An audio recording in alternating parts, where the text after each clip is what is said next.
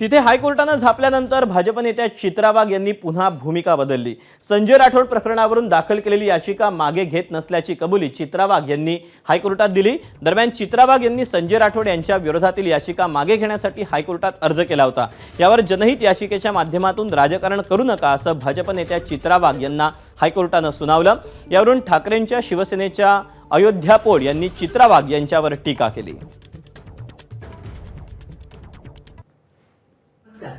मंत्री संजय राठोड प्रकरणी माध्यमांमध्ये विविध बातम्या येत आहेत। सध्या हे प्रकरण न्यायप्रविष्ट आहे आणि त्यामुळे त्यावर बाहेर टिप्पणी करणं योग्य ठरणार नाही।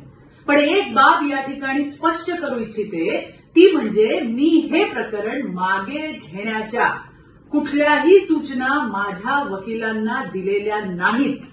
न्यायालयाने एखादी मौखिक टिप्पणी केली याचा अर्थ तो त्या प्रकरणाचा अंतिम निकाल नाही। न्यायालयात हे प्रकरण सध्या सुरू आहे आणि तिथे मेरिटवरच निर्णय होईल हा माझा ठाम विश्वास आहे। उद्धव ठाकरेजी, ह्या हरामखोर संजय राठोडचा राजीनामा घ्या। हा हरामखोर आहे, हा असा आहे, हा तसा आहे असं छाती ठोकून बोंब मारणारी चित्रा वाघ आज तोंडघशी पडली।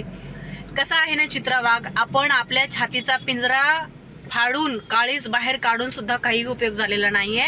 तुमचा किती वापर करून घेतलेला आहे तुमच्या पक्षाने याचा थोडासा विचार करा आणि आता तरी आदरणीय उद्धव साहेबांवरती बोंबलणं भुंकणं, संजय राऊत साहेबांवरती बोंबलणं भुंकणं बंद करा।